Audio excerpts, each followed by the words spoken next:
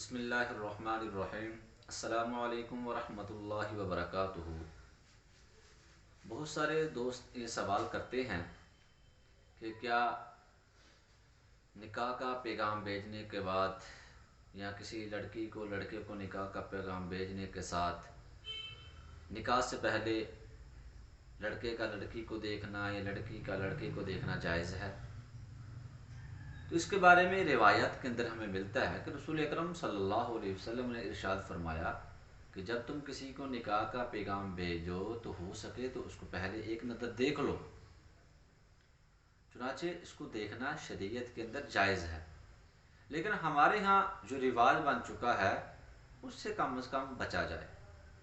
مثال کے طور پر ہم 15-20 لوگ 10-15 افراد پہ مشتمل ہمارا قافلہ وہ لڑکی کے گھر پہ جاتا ہے لڑکی کو دیکھنے کے لیے، پھر لڑکی کو بیچاری کو بیچ میں بٹھا کر اس کا سروے کیا جاتا ہے، چاروں طرف سے اس کو دیکھا جاتا ہے، اور پھر اس کے بعد کوئی نہ کوئی اس کا غلطی نکال کر جواب دے دیا جاتا ہے۔ حالانکہ وہ بیچاری بچی جس کا رشتہ دیکھنے کے لیے آپ گئے ہیں وہ تیار آپ کے لیے ہوئی ہے، اس کو پتہ ہے مجھے دیکھنے کے لیے آ رہے ہیں، میرے رشتے کی بات ہو رہی ہے، آپ نے اس کو دیکھا ہے، عورتیں اس کو دیکھیں، لڑکے کا والد اس کو دیکھ رہا ہے تو اس کو دیکھیں، اگر آپ کو پسند نہیں ہے تو اس کو اچھے طریقے سے آپ جواب دیں، یہ مت کہیں، اس میں کوئی عیب نہ نکالیں، گھر والوں کے سامنے کوئی عیب جوئی نہ کریں کہ اس کا قد چھوٹا ہے، بعض اس کی کمر پتلی ہے، اس کا قد زیادہ لمبا ہے۔ آپ تو یہ جملہ کہہ کر آ جائیں گے، اس میں یہ بتاؤ ایمانداری کے ساتھ اس بچی کا اس میں اگر قد چھوٹا ہے تو بچی کا کیا قصور ہے؟ اگر اس کا قد لمبا ہے تو بچی کا کیا قصور ہے؟ اگر جسمانی اعتبار سے وہ کمزور ہے تو اس کا اپنا کیا قصور ہے؟ اللہ کی طرف سے تو آپ کوئی عذر بنا کر ان سے معذرت کر لیں، اچھے طریقے سے معذرت کریں۔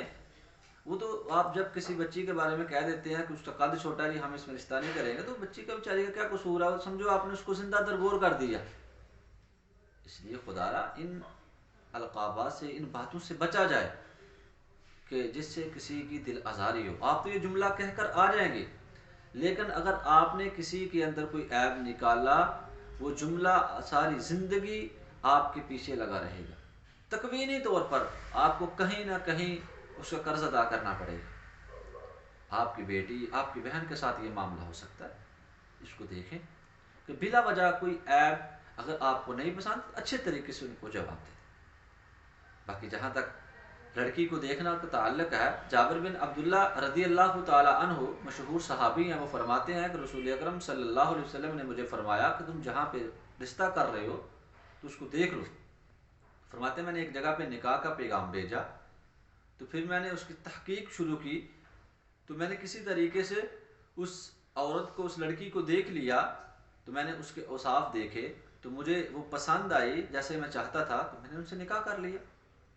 تو عورت کا چہرہ، ہاتھ جو ظاہری طور پر اعضاء ہوتے ہیں ان کو دیکھا جا سکتا ہے ایک نظر۔ اسی طرح ایک صحابی ہیں بڑے مشہور صحابی محمد بن مسلمہ رضی اللہ تعالی عنہ، وہ فرماتے ہیں کہ جس لڑکی سے میری شادی ہونی تھی، میری بات چل رہی تھی، میں نے کسی طریقے سے چھپ کر اس کو ان کے باغ کے اندر دیکھ لیا، لوگوں نے مجھے آڑ دلائی، تو صحابی رسول ہو کر یہ کام کر رہا ہے۔ تو جب میں نے کہا بھی میں نے تو اللہ کے نبی صلی اللہ علیہ وسلم سے یہ سنا ہے کہ تم یہ کام کر سکتے ہو، لڑکی کو دیکھ سکتے ہو، میں نے کوئی غلط کام نہیں کیا۔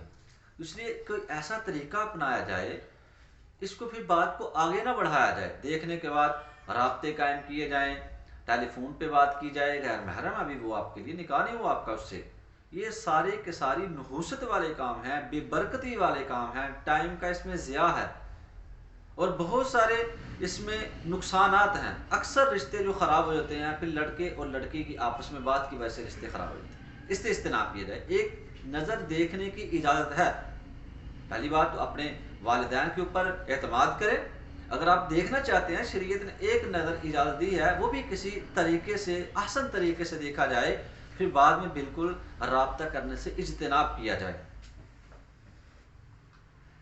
اس طریقے سے ہر ایک بیٹی کی، بہن کی عزت ہوتی ہے، جیسے ہماری بہن کی، بیٹی کی عزت ہے، دوسروں کو بھی عزت کی نگاہ سے دیکھا جائے، ان کی بھی حوصلہ شکنی نہ کی جائے۔ ان کو بھی اچھے طریقے سے لیا جائے. اگر آپ کی نہیں وہاں پہ بن رہی تو اچھے طریقے سے جواب دیا جائے. اللہ تعالیٰ سے دعا ہے کہ اللہ تعالیٰ جو کچھ کہا سنا اس پر عمل کرنے کی توفیق عطا فرمائے.